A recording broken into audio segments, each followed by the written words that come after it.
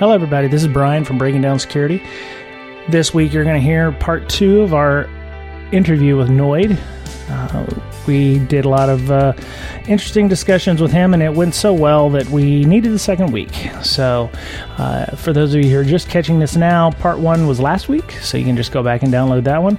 We're going to start leading in with the One of Us story. One of the slides he talked about was how he learned how to be one with his dev team.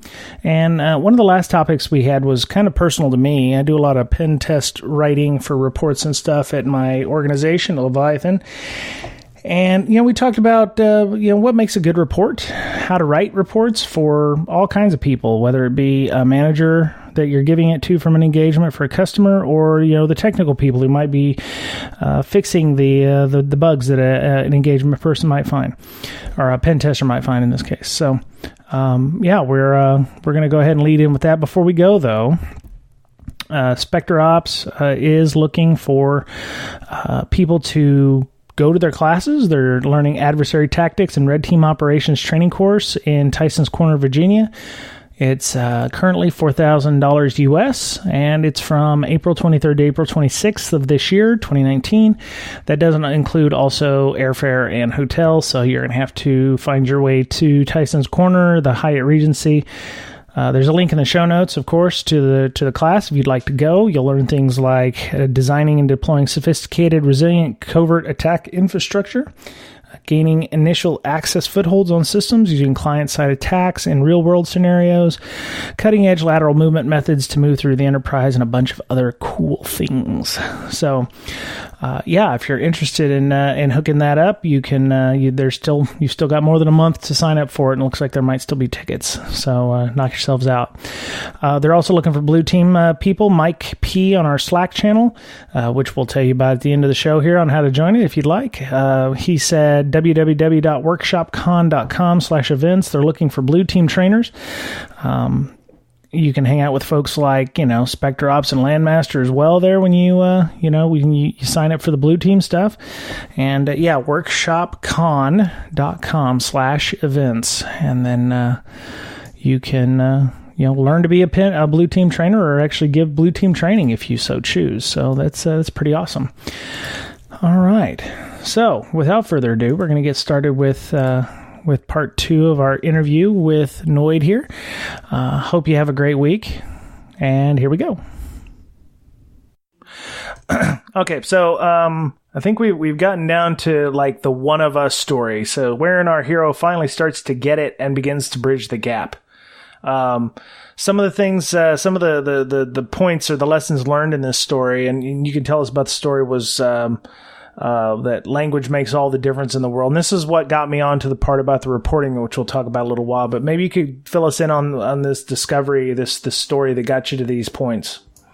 Okay. So the team I'm working on, I get asked, the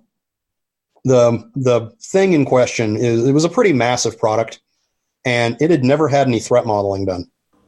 Okay. So had never had any threat modeling done. And this particular product was made up of tons of little sub-products. So what I did is I sat there first in a kind of a complete panic going, this is overwhelming. I don't have nearly enough time or resources to be able to do this. But, how do you eat the elephant? Right. Cut it into small pieces and get at it. Yep. So I had one dev lead who I know had worked previously on a security product. And he was a nice guy. Mm-hmm. So I sat down with him and basically said, hey, could you walk me through visually diagramming how your service works, building that data flow diagram? And then we're going to talk about it from a security perspective. And he was sort of like, ooh, that'd be fun. Like, yeah, let's do that. And so we sat there and he diagrammed it. And the whole time he's diagramming, he'd stop and he'd erase things and go, wait, no, we were going to do it that way, but we didn't.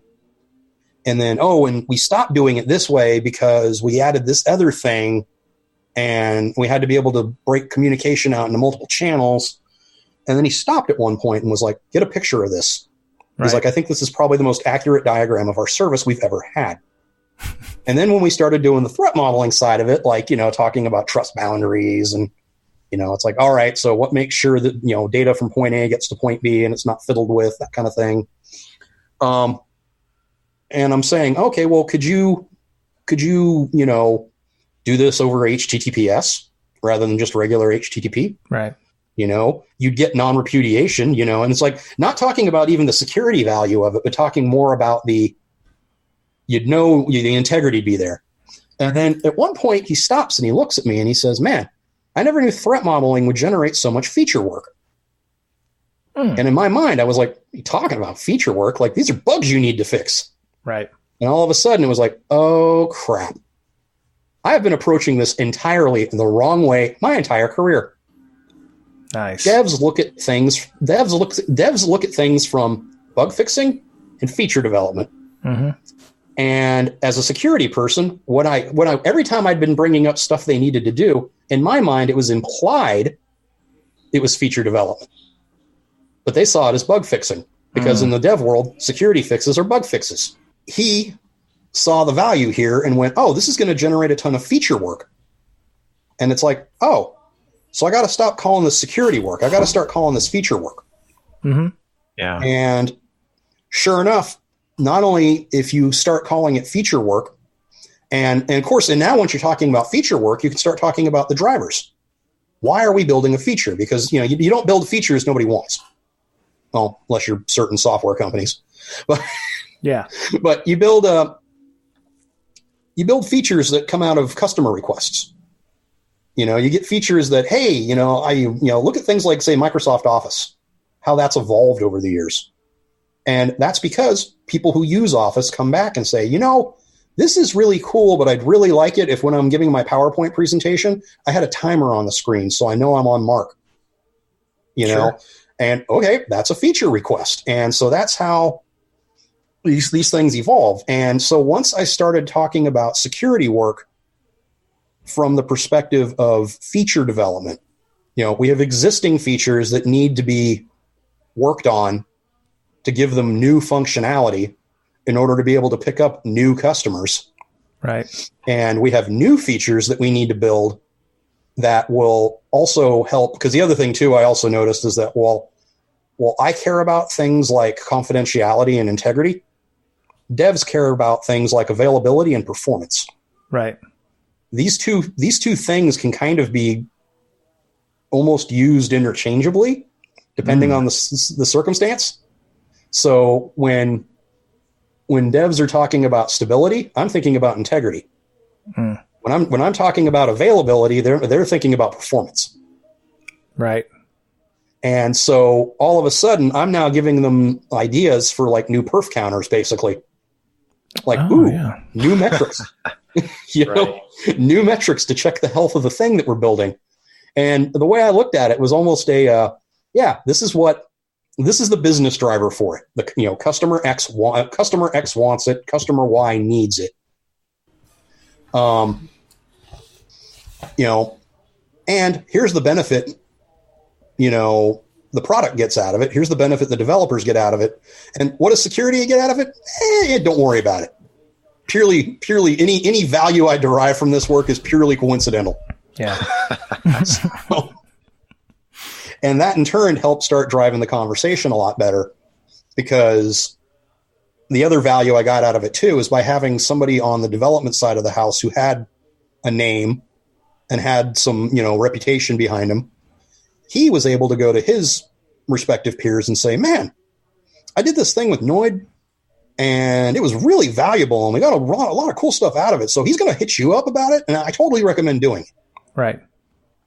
And at which point, because some of the folks I worked with were either indifferent towards me, they were just busy. I did have some folks that I worked with, though, that were just flat out adversarial towards me. They didn't want me doing what I was doing. They didn't really want me poking around like the dark corners of the product. Right. Because it was going to make work. I see. But having somebody on their side say, no, I actually got value out of this. Okay, well, I'll give it a try. And holy crap, I got value out of this too. So that was where I suddenly realized that my language, in my mind, I'm not saying anything differently. Right. But yet it turns out when it comes to the words coming out of my mouth and how they were being received, it radically changed how I was expressing myself to people, and it totally changed the response I got. So maybe we need a new CIA triad that has the other words on it, the translated words for development and product teams. Possibly. Performance, integrity is stability. Yeah, stability, availability. Yeah. What's confidentiality then? What is the other bit that they talk about or worry about? I don't know. If only we had a dev lead on this call. Yeah, do you know one? Yeah. So the lessons learned, you said language makes all the difference, never, the way you speak is like, if you only know English like most Americans and you go over to France, speaking louder in English to somebody who only speaks French is not going to help you in it. So look for the helpers. So let's say we're not lucky enough to have somebody like the person you found in your organization. It's going to take a little bit longer maybe to get them onto your side to poke at them like that, or maybe grease the wheels with some donuts, or maybe take them to lunch or something. Would that be helpful at all? Well, first off, yes, you'd be amazed at how much showing up with donuts. Oh, I know. Oh yeah, no, actually it's funny too, because actually just a couple of weeks ago, another team at my company came over and gave my team donuts. Nice. They gave my team, the IT team, and the tech ops team donuts because of all the work we've been putting in for them. Nice. And as far as I'm concerned, yeah, I'll march directly into hell for those people right now because they gave me donuts. So, they better be top pot donuts or something legit, not like they were good. Oh, okay. Yeah, they were top pot. They were top pot donuts. But yeah, But yeah, so part of it's that. Something else too is doing some of the work yourself. Okay. So in addition to all this work I'm doing, I'm also managing the development of security features. Mm-hmm. And I had gone over the product spec for one of these security features, and I built a data flow diagram. Nice. And then during one of my little weekly Scrum meetings where I sit down with my devs, I showed it to him. Okay. And I remember one of them too, and he immediately stopped and was like, "What is this?" He's like, "What is this? It doesn't make sense. This is forbidden knowledge. This is your thing. Yeah. You wrote this. Oh. You wrote this. This is just a visual representation of the thing that you wrote." And once I explained it to him, sort of the steps 1 through 11, and showed him what had happened, he was sort of like well, that's interesting. Nice. Still somewhat dismissive of it, but it was still kind of so in addition to, buttering people up with donuts and lunch and things like that, but also sometimes you got to just buckle down and do it yourself and then show the value. Right. And I mean, I'll be blunt. That's how I've gone by through most of my career is when I can't get traction, I'll go do it. Yeah. And then pop up and go, "Hey guys, check this thing out." Right. And, "Oh, wow, that's really neat. How'd you do that? Where'd you do that?" Yeah. And it's like, "Oh, you can do it too." Right. And I can show you how.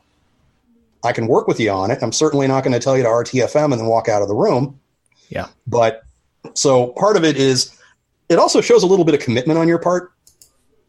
Sort of one of the things I've picked up that's security, not even in the equation here, but just having worked in a lot of software development organizations with the devs and the PMs, is the devs frequently see the PMs as not doing anything of value, except for when you are. Right. So when you are willing to put that kind of effort in to deliver something like that, like, "Hey, I threat modeled our service." It sort of shows this, "Oh, well, I take back all those things I said about you. Nice. You're not worthless after all." So, yeah. There's definitely some value there too. Because a lot of times too, people are willing to say, because it's easy to stand back and issue edicts. It's easy to stand back and just, get up on your soapbox and tell everybody else what to do. Mm-hmm. But when you show you're willing to eat your own dog food, right, that really gets people's attention, because it's like, okay, this dude clearly cares about this a lot. Right. And now that he's done it, I see what he's talking about. Yeah. Like, we should do that. There's value here. Yep. So Very cool.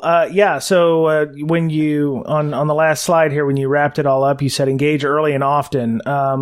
Does it have to be, so when we were talking about communication, open communication, trying to, some of it's, cultivating relationships. So you kind of need to, if you're introverted, you kind of need to step out of your shell a little bit and go and talk to people, get out of your cubes for once in a while, turn on the lights, that kind of thing.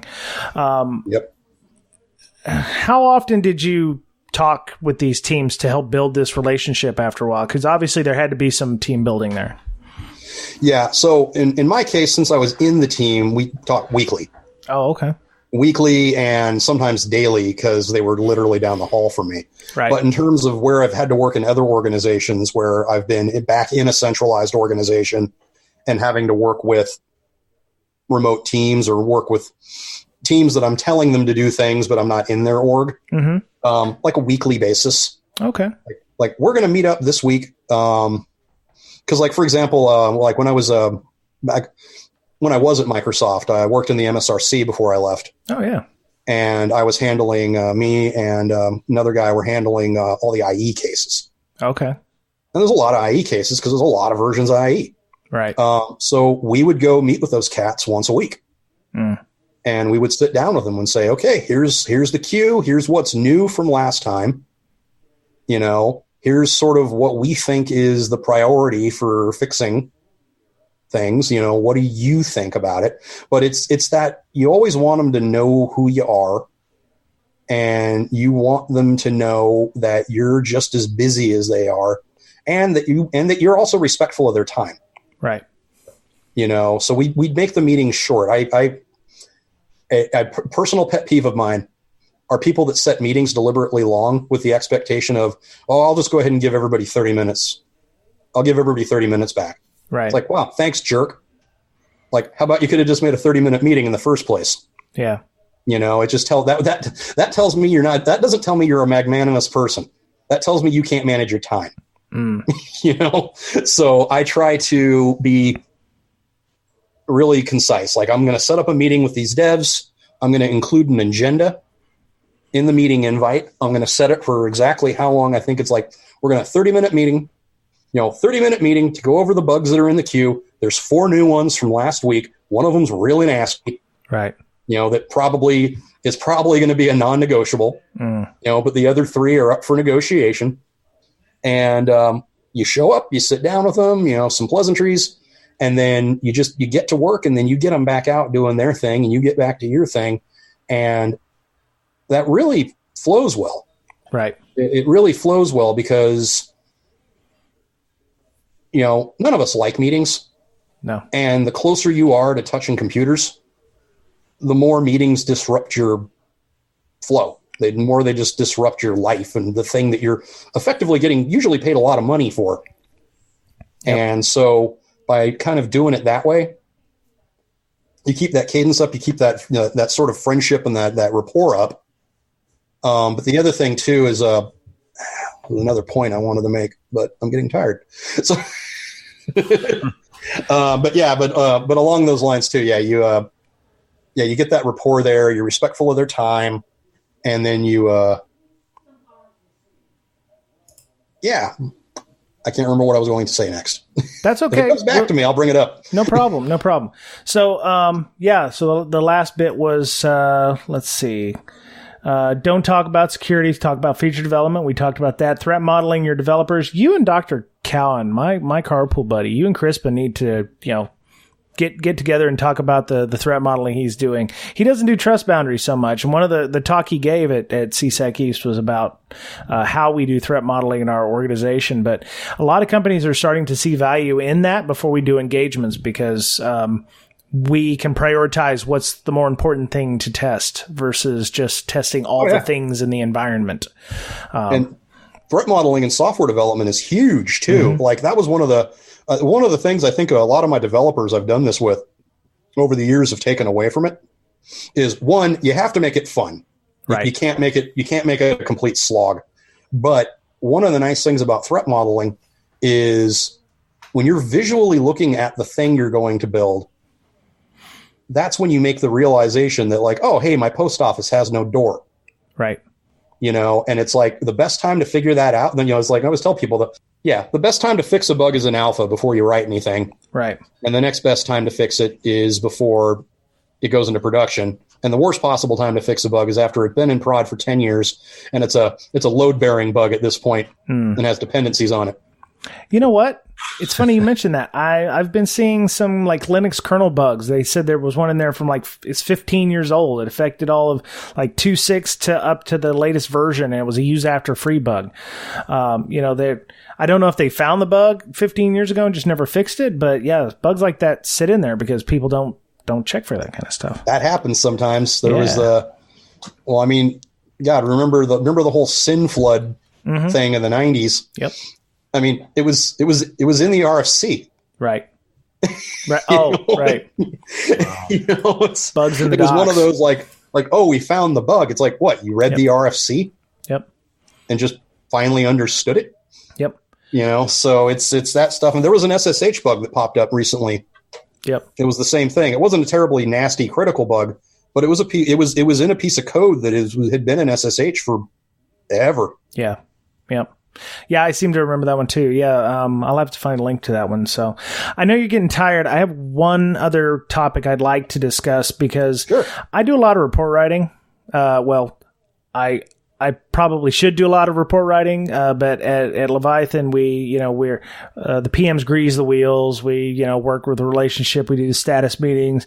We do the executive summary and such. And I could be better at writing reports. Some of our testers are way better at it than I am. But taking the whole idea of the language and where things go with this, when we put findings out, we call them bugs, or we call them findings, not necessarily bugs. But what I'm trying to figure out is how we can better communicate our reporting when we're doing things like readouts to kind of resonate with both developers and management. Because the idea is the executive summary is supposed to be for the quote unquote managers or senior folk.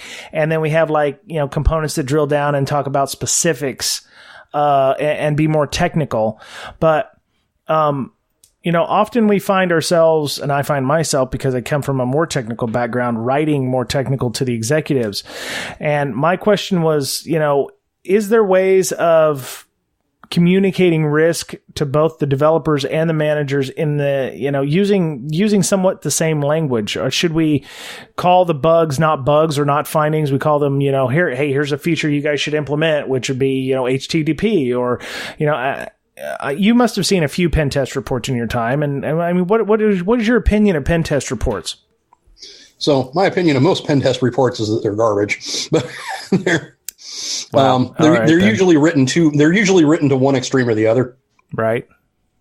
So unfortunately, I have yet to find any really good language that appeases everybody. So what's the one extreme or the other? What are the two extremes? They're either hyper technical, the sort of stuff that like any of the three of us would probably look at and go, oh, okay, I get it. Right. I understand the value here. Or they're so high level that if I'm a business person, I might be sitting there going, hey, okay, you've reached out, you've touched my heart. I understand that this is a critical, this is a big issue we need to get fixed.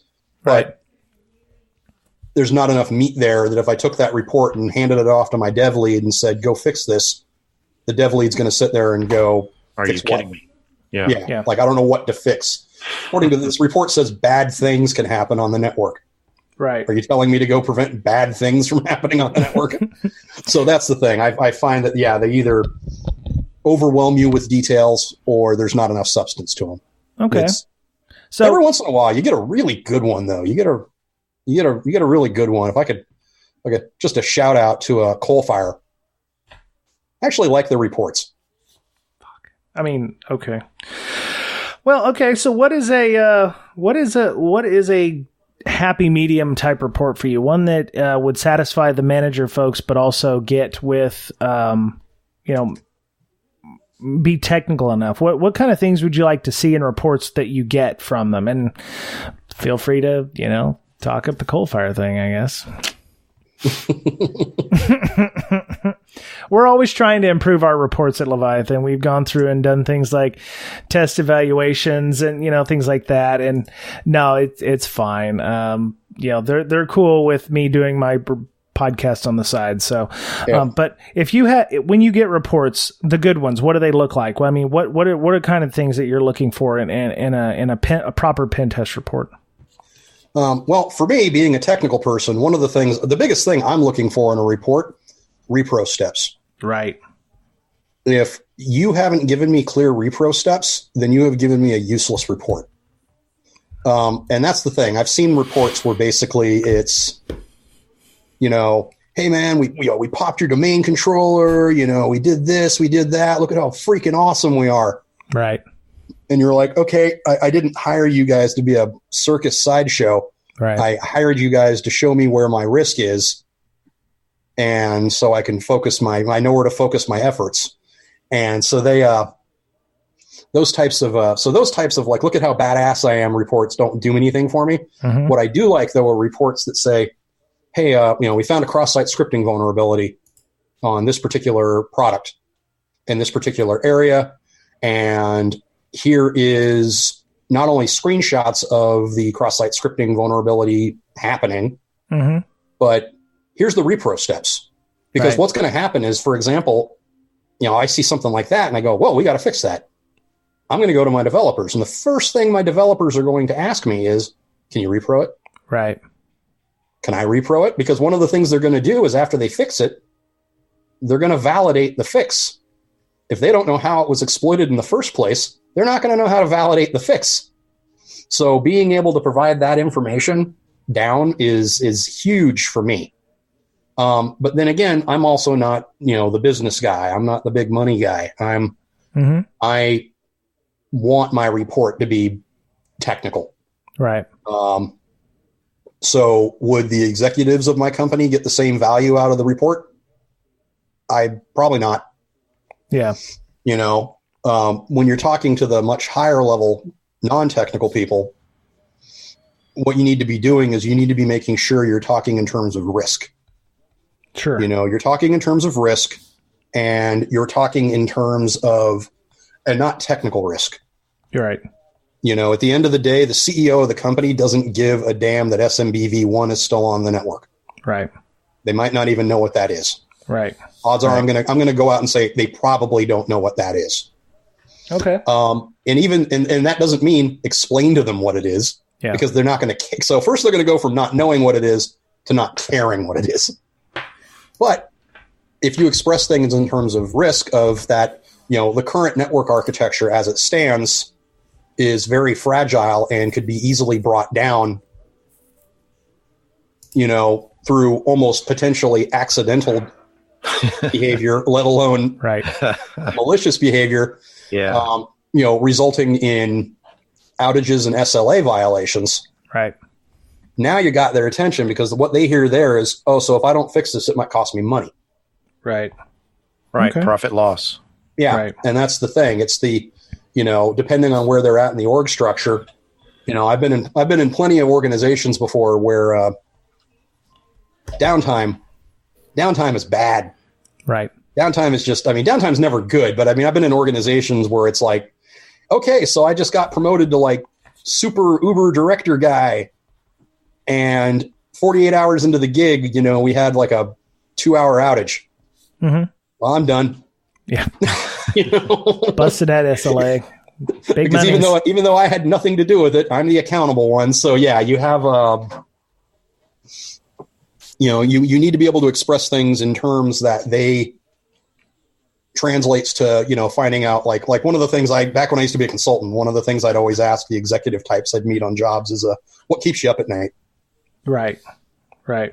What keeps you up at night? Like what, don't worry about what I'm concerned about. What are you concerned about? Because they might be the same thing. I'm just going to talk to you about it using the words that you care for and understand. Because I see a lot of technical people try to describe risk to non-technical people, and they do it by being highly technical. And when it's not being understood, they fall back to being even more. They take the approach of being in France Right. Not speaking French, so I'm going to speak slower and louder. Right. and at the end of the day, they're just going to keep shaking their heads going, man, this guy really wants to express something to me. Yeah. Something must be really important. Agitated by it, but I don't know what it is. Great. Now he's flinging monkey poo. I don't know what's going on. Yeah. So that's it. So yeah, when you're talking to leadership, expressing things in terms of, contract violations, SLA violations, financial impact. Right. Like one of the things I liked when PCI came out, and they had like these ridiculous up to $10,000 per bit of PII that gets disclosed. Yeah. And then you explain to a room full of high level people that, and if blank were to happen, 40,000 bits of PII would be exposed. And I'm not so good at math, but my calculator here tells me at $10,000 a pop, and you watch people in the room get real quiet. Oh, yeah. Oh, yeah. Yeah. The thing is, you just haven't seen a Leviathan one yet. So, if you want to, reach out to us, we'll do a pen test for you. We won't mind coming out and hanging out and doing pen tests for you. So, Frank's a good friend. He's a solid human being. Yeah. Yeah. No, I mean, we'll take your money and we'll give you a good drubbing. We'll knock you up and down, left and right, make it hurt. So anyway. And actually, we actually might need to talk about that a little bit later. I would not hate on that. I get money when people come and it's new business. So yeah, I wouldn't hate on that at all. No. Well, I like in your last phrase or last sentence in your presentation, if you can avoid even using the word security. I think that's a good summary of what we talked about. Yeah, that got me too. It was like, wow. Okay. So it's like, it's like the buzzword you're not supposed to say, or, like you get a shock. And treat it like a game. Yeah. You treat it like a game, but you'd be amazed. It works. 100% of the time, it works every time. Yeah, 100% of the time, it works every time. But yeah, no, it definitely works, because there are people too. Because there's conditioning. Right. The history between security people and software developers is deep. Oh yeah, and it's contentious. Goes back. It's contentious.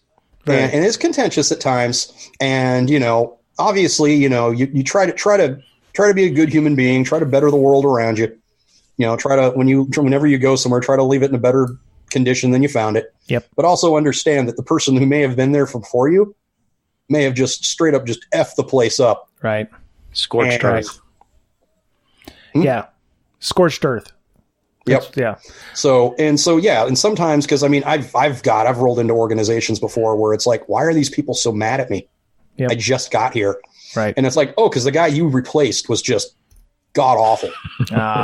Yeah. And it sucks, because it's not fair that you have to rebuild those damaged relationships because you didn't damage them. Yeah. But life ain't fair. Yep.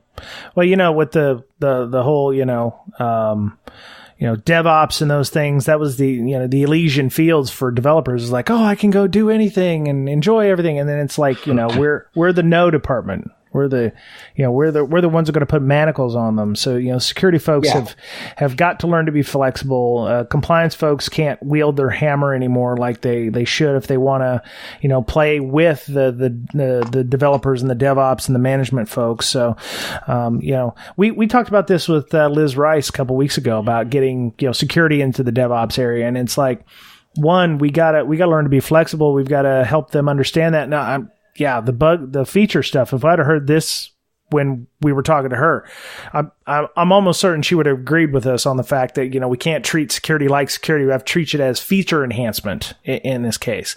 Yeah, because it is a feature. It is. It is a feature. It increases stability of the product. It increases the customer base of the product. It has all the same things to it that any other feature would. Right on. But as far as the security being the no department thing too, something else is like, I still run into security people that they look at themselves as the no department. They kind of pride themselves on it. Yeah. And when you find those people, just call them out. Yep. I mean, just tell them, like, look, man, that doesn't work. It's never worked. Stop it. Yeah. Because when you're viewed as the no department, no one will ever want to work with you. Why would you want to? Yep. You're a non-starter. Yeah, let's go, because that was a bit of career advice I got at one point. was that basically be solutions focused. Yep. Nobody wants to, basically, you're not going to go anywhere if you're the person who's calling out the problem. And you might be calling out the problem more articulately than anybody else in the room. You might have a better understanding of the scope and the depth of the problem. But there is a whole class of manager out there that'll just be like, man, that Noid guy, nothing but problems. Mm-hmm. Yep. Whereas if you instead say, you kind of focus on the sort of the, not really the problem, but rather you focus on the solution. Mm-hmm. Be solutions oriented, to sound like a business guy for a second. Right. And it's like, yeah, you be that solutions oriented person. And especially if you can do it with a sort of positive spin. Right. Like I had a boss at one point, I would stomp into his office pissed off every once in a while. And I'd just be like, this is screwed up and that's screwed up and blah, blah, blah. And he'd stop and go, leave my office now. Wow. And come back in and restate everything you just said, but in a positive way. Well, I don't even know how. Well, then go sit in the hallway for a few minutes. And sure enough, I would come back and I'd be like, okay, we have an opportunity for us to be. And I tell you, I hated him for it, but damned if it didn't work. Oh, God. Yeah, that would make complete sense. Coming in with a positive instead of a negative. Yeah. You tend to get more done. That's the thing. It's like, yeah, even when your negativity is spot on and accurate, there's a lot of people that are like, that person's always so negative. Right. And then sure enough, yeah, you start focusing like, oh, you're the positive solutions oriented guy. That's nice. Even while you're telling them that it's all basically like, we're all going to hell. Yep. But I'm doing it in a positive solutions oriented manner. And you'd be amazed how much traction that gets you. That's fantastic. Mr. Betcher, do you have any other thoughts or questions? I want to let Mr. Noid go because he's getting a little tie-tie. Yeah. He's a little sleepy. And he needs to go to bed. There's a lot of great tidbits in here. Yeah. I'm going to have to listen to it again and get all of them. And again, there's a lot of manager tools references here. Mm-hmm. And manager tools, if you're not a manager, that's okay. It's not strictly for managers. All that stuff they talk about is really valuable to all employees. Yep.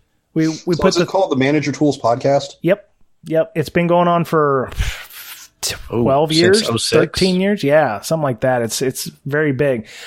We put a link to the 3 powers, the 3 types of power and one to rule them all, in the show notes as well. So, go listen to that. I listen to that. It's one of my regular non-Infosec podcasts that I listen to. So, I listen to it every Monday morning and when I'm on the treadmill at the gym. So, really, really excellent stuff. If you're out there and, it'll help you kind of understand, not us, the royal use, but, if you're out there and you're, not a manager yet, it might help you understand where your manager's coming from too. So, cool. All right. Mr. Noid, how would people get a hold of you if they wanted to maybe have you for more podcast appearances or, speaking engagements or whatever? Are you going to be speaking anywhere soon? Am I? I don't know. No, I don't think I am. Right. Sorry. Are you going to be speaking anywhere soon? Question mark. I am. There you go. I am speaking soon. Yay. I'm speaking at the NCC Group Open Forum. Oh, that's right. That's next week. And I don't think it's actually been announced yet. Okay. But it's cool for me to talk about it, but it is next. The 12th. Yeah, it is the 12th in Fremont. Yep. So if you're outside of the Seattle area, you're going to be SOL. Yeah, they don't record those. So, but I'm going to be giving basically an abbreviated version of my B-sides talk. Nice. They had an empty slot they needed to fill up. Yep. And they basically said, "Could you do it?" I said, "Sure." And then they said it's 30 minutes long, and I'm like, "Well, my talk's an hour." Yep. But hell, we'll make it work. Yep. I think they're at Tableau up in Fremont area. Yes. So yes, they're at Tableau. I'm on that list, and I know Miss Crowell over there, who's one of the senior managers at NCC. She's a great lady. She's actually not running it. She used to run it and then gave it to somebody else, but she still helps out when she can. But really, really great quarterly open forum that NCC Group puts out. Plus, they put out a nice spread for dinner. It's really good. Nice. If you're in the Seattle area. Hook I it haven't up. been to one in a while, but they're usually a lot of fun. I went and last one of those I went to was a TLS 1.3. TLS 1.3. I was at that one too. That worked out great because literally the following weekend I spoke at DC 206 about TLS 1.2. Right. And ended up getting Joe to come along and speak about TLS 1.3 in a much more authoritative manner than I could have. Oh, that's badass. Yeah, Joe was on the steering committee for that. Yep. Yeah, I think. But yeah, it was also nice. He kept me honest while I was giving my talk. I'd periodically just look at him and he'd kind of nod. I'm like, all right, cool. I'm not going into the weeds yet. Nice. But yeah, as far as getting a hold of me goes, the best way to do it is I'm on Twitter. Right. At _NOID_. Right. Or you can email me at Noid23, NOID23 @gmail.com. Very cool. Noid23 @gmail.com. Yep. And so if you're in the Seattle area and the downtown Seattle area or Fremont area, that's a really nice place. I think parking, I think, was at a premium the last time we were there, but if you can Fremont. It's parking's always at a premium. You're either dodging bikes or whatever, like bicycles or whatever. So, scooters now. Yeah. I mean, Fremont area, they're really weird about their bicycle laws and stuff up there. So, it's really weird. And zoned parking, so watch where you park too. Right. Yeah, exactly. I'm going to get Miss Berlin because, she's got a lot going on. She's, heading up the mental health hackers group. You can find her at, Hacker? Oh, God, I hate this. She's Info Sister on Twitter. You can find her INFOSYSTIR.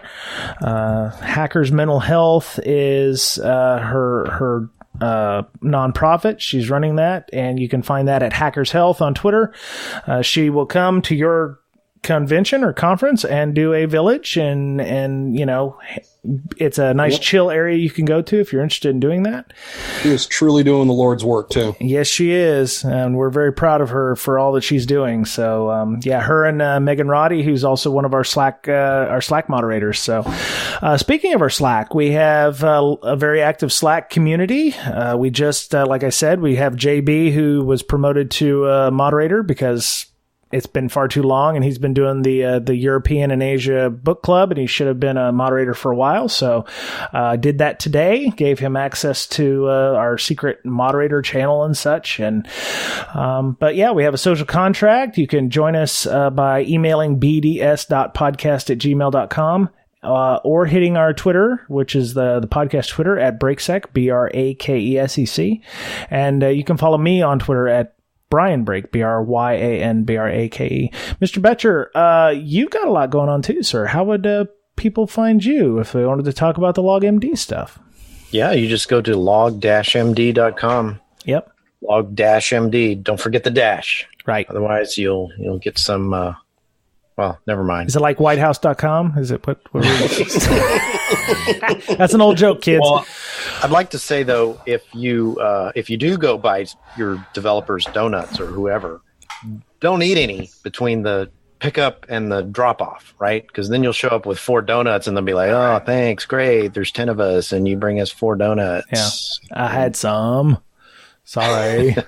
So don't do that. Yeah, don't do that, yeah. Buy 13 donuts and then eat one for yourself and then say you got a dozen. There you go. Yeah, there you go. So you're making an appearance. You're going to be B-Sides Austin at the end of the month, along with Ms. Berlin's going to be at that one as well, I think. Doing her... I think Megan's going to be there. I'm not sure. Very cool. This is her home base, so yep. We'll see.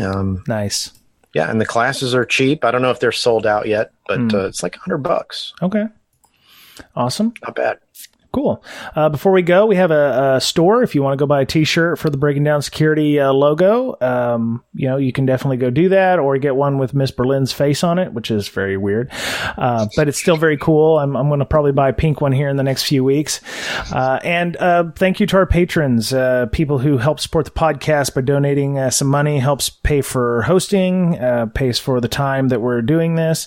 Also, we're looking into adding some possible transcription services. We've gotten a couple of emails from people who are saying they want to get transcriptions of us saying a lot. So honestly, actually, it was a gentleman by the name of Willie, I think said he had hearing difficulties. So he wanted to know if we had a transcription of the podcast. And I feel really bad because I'm like, I don't know how to reply to him and say, we're just a little mom and pop shop here. So we're looking at transcription services, maybe something like Mechanical Turk, or there was one called otter.ai that we're looking at to maybe kind of make it better for people to hear these things. I actually suffer from degenerative hearing loss. I'm slowly going deaf myself. I have tinnitus from the Navy. Yeah, well, same here. Yeah. It's permanent and ongoing, and just it's like I feel for them. Yep. And hopefully transcriptions will be a thing at some point. Yeah, gods, I hope so. I mean, other than the uhs and ahs and ums about 800 times during the podcast, I apologize for that. But yeah, so we're trying to look into that. If we can make it work, we will do our utmost to make the podcast as available as possible to everybody. So it may end up that we have to hire somebody who'll do it for us. So that may be another thing, which means we'll need more Patreon money, that kind of thing. So if you're interested in getting full transcripts, we may make that possible if we can get another maybe 20 or 30 people, $20-$30 a month. So, but we do appreciate the tips. We call them tips because you're helping to support the podcast and helping us get this out. And, so, for Ms. Berlin, who's not here sadly, and she's going to be kicking herself because this was a really awesome podcast. And Mr. Betcher, this is, Breaking Down Security from the world headquarters here in Seattle. Have a great week. Be nice to one another, please. Take care of yourselves because you're the only you have. And we'll talk to you again soon. Bye-bye. Bye, Internet people.